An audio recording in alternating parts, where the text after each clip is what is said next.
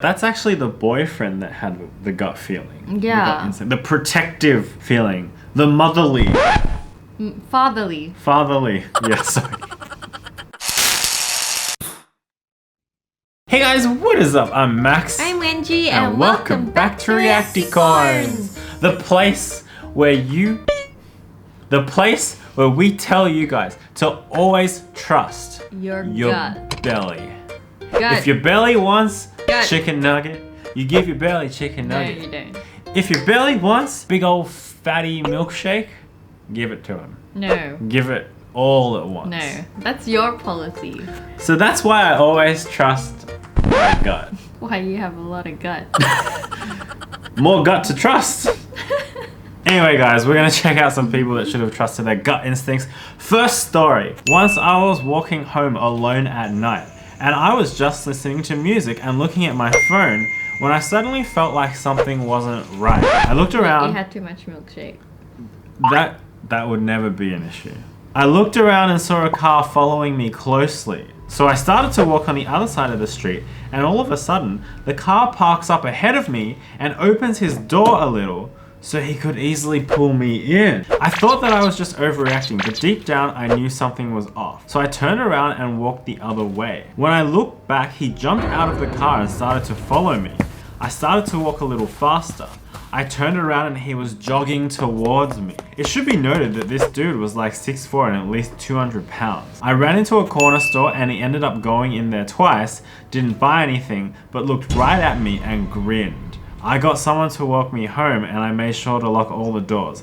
It was the scariest thing ever, and if I had kept walking, I'm pretty sure something terrible would have happened. So I'm happy I listened to my gut. Oh. Dude, that is so scary. Well, I have 2 tips for you in this case. Okay. One is if you struggle, a grown man technically cannot push you into a car through a car door. Oh, really? If you struggle. A lot of people don't struggle because they think they're just gonna be kidnapped and they just kind of like get taken. So struggle. So like throw your arms wide, throw Right. your legs wide, like make as big a space as you can, because Right. a car door open actually doesn't have a lot of space. Okay. So if you're like stretching all your limbs out, they Right. can't like shove you in. So I stretch my belly out and they can't put me in because my They belly's probably can't huge. lift you up either. Yeah. So it's fine. Oh, life hack. Be fat. So people can't like lift you. Hey. My other life hack is a little bit more useful than that. Okay. Doesn't cause health issues. Like scream. Well, you can scream, obviously. Yeah. Or you can just walk into the nearest home as if it was yours. Oh yeah. But what if no one answers? Knock, knock. Make sure the lights are on. Yeah, make sure the lights And are then on. knock on the door. Yeah, and be like, hi, great to see you. Yeah. And then be like, it's following me. Yeah. And hopefully that person you open the door is not a kidnapper. And you just have very bad luck. Okay. Alright. Well. If they were both, one in a car and then you walked into one's door, like that's just very bad luck. Use your gut instincts to pick the Yeah. right door. Or you could just do what she did and find like a public store, which makes sense. Correct. But there might not always be one around. Yeah, because when I was picturing the story in the beginning, like it was a quiet suburban street in my head. Yeah, of course. If there's like, a 7-Eleven or a Mickey D's, go in there. Yeah, and like There's stay other there people, and you know what I stay mean? there until they leave. Yeah. A few weeks ago, I was at home and had a weird feeling someone was watching me through the windows. I even texted my boyfriend that morning around 8:30 that I was feeling paranoid that someone was looking at me. Around 4:30 p.m., I heard a very light knocking on the back door. I peeked around the corner and saw the little neighbor boy who had just turned 2.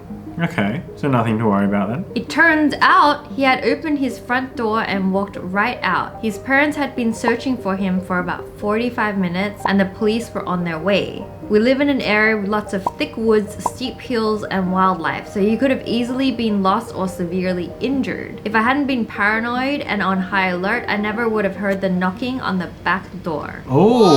She saved a little boy's life. Because she was paranoid that someone was watching her. So in actual fact, her gut feeling was wrong. True, her gut feeling was some weird stalker was staring at her through a window. But her incorrect gut feeling still saved the life of this little boy. Overall, like, still good. It was trying to work. It was revving up. Yeah, so her gut was like there was something, but it was off on the wrong track. Correct. But there was still a feeling. All right, well, lucky for the little boy. Didn't get lost in the woods.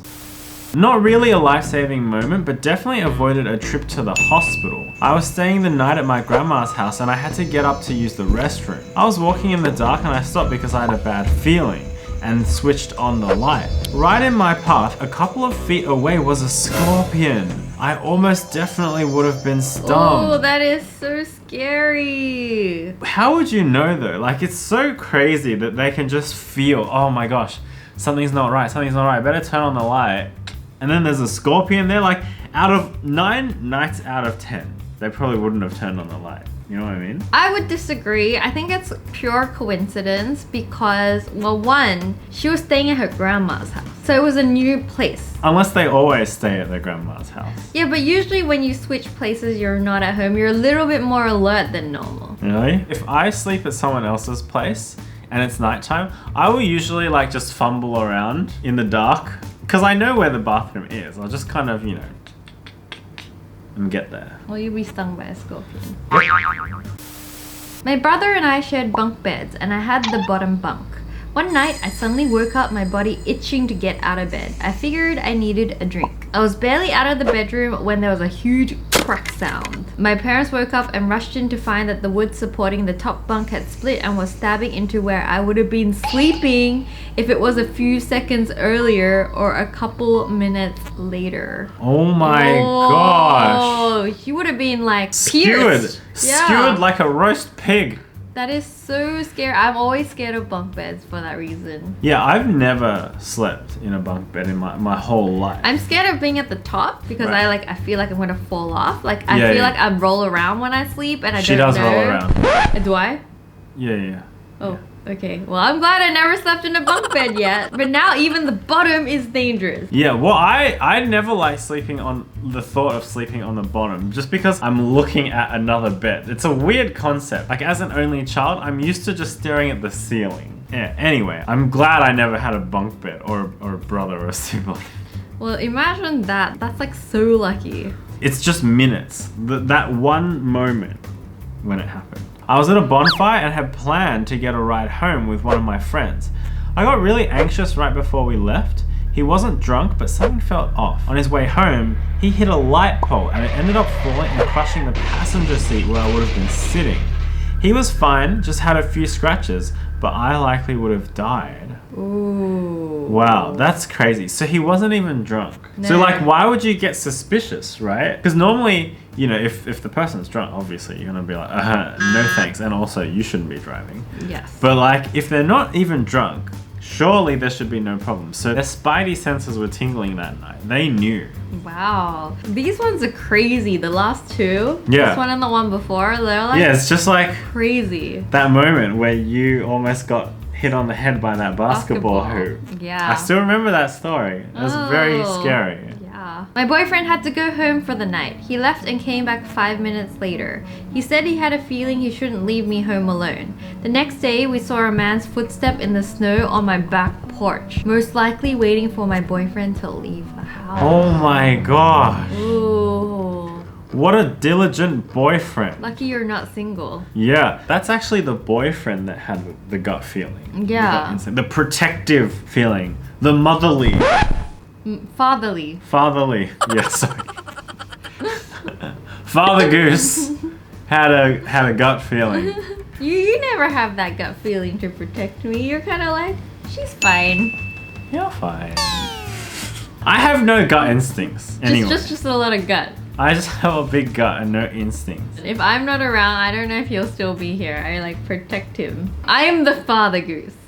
This happened to me dad. He told me he was helping his friend jumpstart a car along the side of the road. The front ends of both cars are facing each other and he's in the middle hooking up the jump leads. He says he got this gut feeling that he shouldn't be where he was and took a few steps back away from the cars. A semi proceeded to smash into the back of the car not 30 seconds later, crushing the two cars together in a huge wreck. Thank God for that gut feeling. Oh gosh.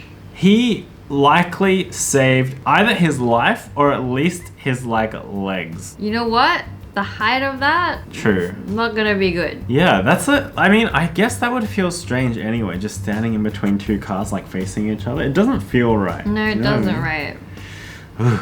Not me, but my dad. My family and some of my parents' friends were supposed to go abroad to take part in a wedding. The day before we were supposed to go, my dad woke up after a nightmare in full panic. I remember thinking it was scary to see a grown-up being so afraid of a nightmare, but it resulted in us not going. I was so mad because I'd been looking forward to it for ages and told all my friends at school about it. But dad refused to go. It was September 28, 1994. The country we were supposed to visit was Estonia, and the ferry we were supposed to be on sank that night, where 852 people died. My dad later described the feeling as an alarm inside my body shouting at me that this is wrong. It will not end well. Don't do it. The alarm was so strong it could not be ignored. It's not like a normal worry before you make a long trip. Not at all. The normal worry is like a car alarm going off on your street. You notice it but pay no attention to it so it goes away. This was more like an explosion. That is crazy. Dude. Now I'm like thinking, is there any times where like I had a worry and I ignored it? Cause like that's not good. But I mean, nothing like this has happened to you. So Yes, true. Now I'm gonna be like extra alert to my gut. But like Yeah. I don't know whether, but like it's a good point he said. How do you know when you're worried and when it's really bad? well, you just gotta think, is this a car alarm or is it an explosion? Well, I guess I haven't felt like explosions before. Just some But car. now I'm reading all these like issues. I'm gonna like overthink Yeah, I know. my worries and be like, oh wait, is this gut instinct Yeah. a car alarm or is it an explosion? I don't know. We're doing this to ourselves. Oh my gosh, this is creepy. I used to live down a long driveway with fence/bush either side at the top. It was impossible to see pedestrians walking along the footpath until they were walking either in front of the driveway or I was already at the top and out of the driveway. Driving up one day, I had this bad feeling a kid on a bike was going to come past and I'd end up hitting them. So I drove as slow as possible until I reached the top. A kid on a bike comes across the driveway. I hit her. Because I was going so slow, she fell off her bike, but no one was harmed and both the car and the bike were fine. She was shocked and in tears because of the shock, but physically unharmed. Oh wow. I mean, that's like a badly designed driveway, but also, I mean, I guess it was lucky that you had this gut feeling, but I would just say as a matter of like principle, if you own a driveway that has like trees that you can't see the road, every day you should be going that slow. I mean, I'm pretty sure I've exited driveways like that a few times in my life, and every time it's like that, I'm going super slow. I'm literally like inching forward my bumper Yeah. past just in case because you can't see it. It's like every time you see a red light, you should stop. Correct. Every time you go up to this driveway, you should slow. Correct. So I feel like the fact that they weren't doing that regularly was actually not good. But good on them for having the gut feeling, but also do it every time now. Daddy Unicorn has spoken. That's right. A storm was gathering as my dad was driving. I was 8, sitting in the back and looking out the window. I told him, "You better hurry, that construction crane looks like it might topple." Everybody laughs at the idiot kid. That evening, the whole family was watching the local news. They opened with that crane crashing down due to heavy wind. Although nobody had been hurt, I felt vindicated. Wow. That kid, Ooh, observant. yeah, had a gut feeling that something was going to happen to that crane. Well, maybe like the crane was a little bit wobbling if the wind was actually that heavy. Yeah, probably. It looks like it said they thought it might topple and everyone just kind of laughed it off. Yeah, but Well. it happened. Trust yourself, guys. Trust your instincts. Anyway, guys, hopefully you found that interesting. Just goes to show you should always trust your gut instincts. Yep, and we'll be back tomorrow with another episode and we'll see you guys then. Bye. Bye guys, love you.